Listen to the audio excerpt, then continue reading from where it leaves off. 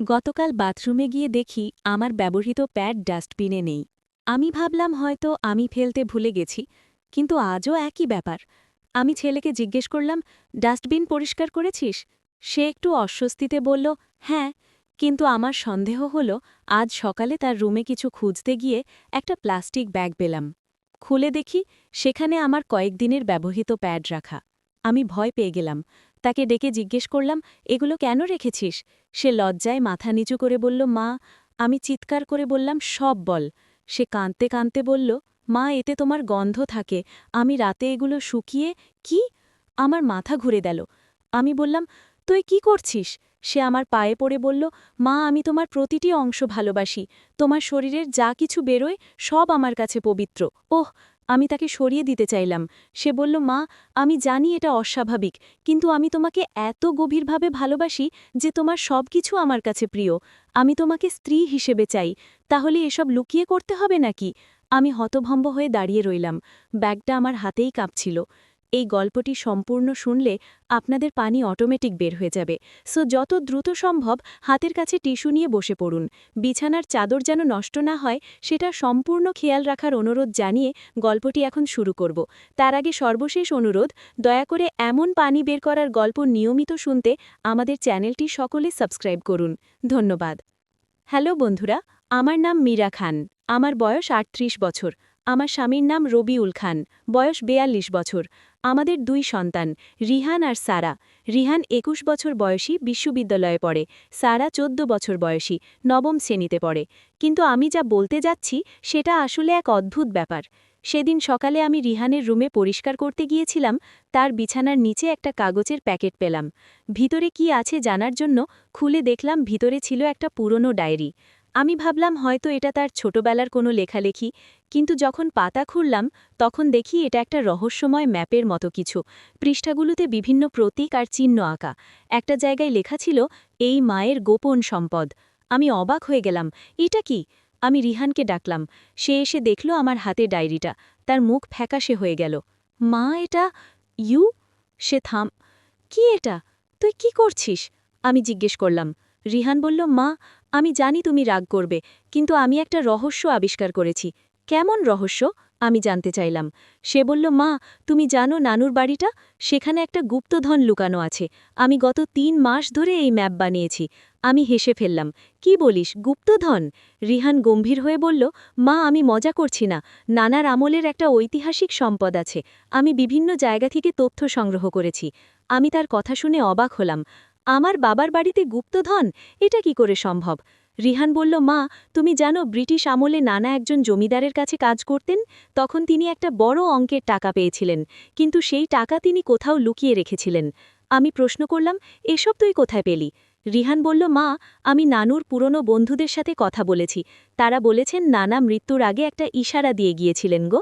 এরপর সে আমাকে ম্যাপটা দেখালো। তাতে আমাদের পুরনো বাড়ির একটা নকশা ছিল, বিভিন্ন জায়গায় লাল দাগ দেওয়া। মা, এই জায়গাগুলোতে হয়তো কোনো সূত্র লুকানো আছে। কি? রিহান বলল। আমি জিজ্ঞেস করলাম, তুই কি করতে চাস? রিহান বলল, আমি চাই আমরা একসাথে সেই বাড়িতে গিয়ে খোঁজ করি। হয়তো সত্যিই কিছু পাবো গো। আমি রিহানের উৎসাহ দেখে মুগ্ধ হলাম, কিন্তু একই সাথে চিন্তিত হলাম। আমার বাবার বাড়িটা এখন প্রায় ভাঙা, সেখানে গিয়ে খোঁজাখুঁজি করা ঝুঁকিপূর্ণ হতে পারে। তবুও আমি রিহানের অনুরোধ রাখতে চাইলাম। আমি বললাম, ঠিক আছে, আমরা যাব, কিন্তু সারাকেও সাথে নিয়ে যেতে হবে গুল। রিহান রাজি হল। আমরা পরের সপ্তাহে যাওয়ার প্ল্যান করলাম। এর মধ্যে রিহান আরও তথ্য সংগ্রহ করতে লাগল। সে আমাকে বলল যে আমার বাবার একটা পুরনো ডায়েরি আছে, যেটা আমাদের বাড়িতেই কোথাও রাখা। আমি সেই ডায়েরি খুঁজতে শুরু করলাম। অবশেষে আলমারির উপরে তাকে পেলাম। ডায়েরিতে বাবার হাতের লেখায় কিছু অদ্ভুত কথা লেখা। একটা পাতায় লেখা ছিল, যখন চাঁদ পূর্ণ হবে তখন পূর্ব দেওয়ালের ছায়া দেখবে। সেই ছায়ার শেষে যেখানে মাটি নরম, সেখানেই লুকানো আছে পরবর্তী সূত্র। উরি! আমি রিহানকে এটা দেখালাম। সে খুব উৎসাহিত হয়ে উঠল। মা, এটাই প্রমাণ, নানা সত্যিই কিছু লুকিয়ে রেখেছিলেন। রিহান বলল। আমরা পূর্ণিমার দিনের জন্য অপেক্ষা করলাম। সেদিন সন্ধ্যায় আমরা তিনজন পুরনো বাড়িতে গেলাম। বাড়িটা দেখতে ভৌতিক লাগছিল, চারপাশে ঝোপঝাট, দেওয়ালগুলো ভেঙে গেছে অনেক জায়গায়। পূর্ণিমার চাঁদের আলোতে পূর্ব দেওয়ালের ছায়া স্পষ্ট দেখা যাচ্ছিল। আমরা সেই ছায়া অনুসরণ করে হাঁটলাম। ছায়ার শেষ প্রান্তে একটা জায়গার মাটি সত্যিই নরম ছিল। রিহান একটা কোদাল এনেছিল। আমরা খোঁড়া শুরু করলাম। প্রায় 2 ফুট খোঁড়ার পর একটা ধাতব বাক্স পেলাম। বাক্সটা খুলে দেখি এই চিঠি পড়ো, তাহলে বুঝতে হবে তুমি আমার রক্ত। এই চাবি দিয়ে খুলবে আসল ধনভাণ্ডারের তালা। কিন্তু সেই জায়গা পৌঁছনো সহজ নয়। তোমাদের পরবর্তী সূত্র পাবে পুরনো কুয়ার ভিতরে ঘে। আমরা সবাই রোমাঞ্চিত হয়ে উঠলাম। এটা কি সত্যিই সম্ভব? পুরনো কুয়াটা বাড়ির পিছন দিকে ছিল। আমরা সেখানে গেলাম। কুয়ার ভিতরে তাকিয়ে দেখি কিছু পাথর আলাদাভাবে সাজানো। রিহান দড়ি দিয়ে নিচে নামল। সে চিৎকার করে বলল, মা, এখানে একটা গুহার মতো পথ আছে। আমার বুক কাঁপাতে লাগলো। এটা কি হচ্ছে? রিহান বলল, মা, তুমি আর সারা উপরে থাকো, আমি একটু দেখে আসি। কিন্তু আমি চাইলাম না সে একা যাক। আমরা সবাই নিচে নামলাম। কুয়ার নিচে সত্যি একটা ছোট গুহার মতো পথ ছিল। আমরা মোবাইলের টর্চ জ্বালিয়ে এগোতে থাকলাম। প্রায় 50 ফুট এগোনোর পর একটা কক্ষের মতো জায়গা পেলাম। সেখানে একটা বটকাঠের বাক্স রাখা। বাক্সের উপরে একটা তালা ছিল। রিহানের চাবি দিয়ে তালা খুল। বাক্স খুলে আমরা যা দেখলাম তা বিশ্বাস করা কঠিন। ভিতরে ভর্তি স্বর্ণের মুদ্রা, হীরের গহনা আর কিছু পুরনো দলিল। আমি কাঁদতে শুরু করলাম। বাবা সত্যি এত বড় একটা সম্পদ রেখে গিয়েছিলেন। কিন্তু তখনই একটা অদ্ভুত শব্দ শুনলাম। মনে হলো কেউ আমাদের অনুসরণ করে এসেছে। আমরা ভয়ে কাঁপতে লাগলাম। হঠাৎ দেখি গুহার মুখে একটা ছায়া। কে সেখানে? আমি চিৎকার করে জিজ্ঞেস করলাম। একটা পরিচিত কণ্ঠ শুনলাম। মীরা, এটা আমি, তোমার চাচা হারুন গো। আমি অবাক হয়ে গেলাম। চাচা হারুন? তিনি এখানে কি করছেন? চাচা গুহার ভিতরে ঢুকলেন, তার সাথে আরও 2 জন লোক। মীরা, তোমরা এখানে কি করছো? চাচা জিজ্ঞেস করলেন। আমি সব বললাম। চাচা শুনে হাসলেন। আমি জানতাম তোমার বাবা কিছু লুকিয়ে রেখেছিলেন। আমি অনেক দিন ধরে খুঁজছিলাম। চাচা বললেন। তখন আমার মনে সন্দেহ জাগল। চাচা কি সত্যি আমাদের সাহায্য করতে এসেছেন? চাচা বললেন, এই ধনসম্পদ আমাদের পূর্বপুরুষদের, এটা আমাদের সবার। ওহ! কিন্তু রিহান বলল, না চাচা যান, না, এটা শুধু আমাদের জন্য রেখে গেছেন গো। চাচার মুখ শক্ত হয়ে গেল। তোমরা কি মনে করো এত বড় সম্পদ শুধু তোমাদের? আমি বুঝলাম পরিস্থিতি খারাপ হতে পারে। আমি সারাকে আমার কাছে টেনে নিলাম। চাচা তার সাথীদের ইশারা করলেন। তারা আমাদের চারপাশে ঘিরে ফেল। তোমরা এখানে থেকে যাবে, আমরা এই ধনসম্পদ নিয়ে যাব। চাচা বললেন। আমার বুঝতে বাকি রইল না চাচা আমাদের ফাঁদে ফেলেছেন। তিনি হয়তো অনেক দিন ধরেই আমাদের পিছু নিয়েছিলেন। কিন্তু রিহান হঠাৎ একটা কাজ করল। সে গুহার একটা দেওয়ালে জোরে ধাক্কা দিল। মনে হয় সেখানে একটা গোপন পথ ছিল। দেওয়াল সরে গিয়ে একটা সুড়ঙ্গ দেখা গেল। মা, সারা, এদিকে! রিহান চিৎকার করল। আমরা 3 জন দৌড়ে সুড়ঙ্গে ঢুকলাম। চাচা আর তার সাথীরা পেছনে এলো। সুড়ঙ্গটা অনেক লম্বা ছিল। আমরা দৌড়তে দৌড়তে শ্বাসকষ্ট হচ্ছিল, কিন্তু থামতে পারছিলাম না। অবশেষে সুড়ঙ্গের শেষে একটা খোলা জায়গা পেলাম।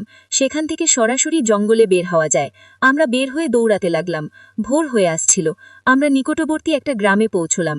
সেখানে পুলিশ স্টেশনে গিয়ে সব জানালাম। পুলিশ সেই গুহায় গিয়ে চাচা আর তার সাথীদের ধরে ফেল, কিন্তু ধনসম্পদের বেশিরভাগ তারা সরিয়ে ফেলেছিল। তবুও আমরা যা পেলাম তা দিয়ে আমাদের সবার ভবিষ্যৎ নিরাপদ হয়ে গেল।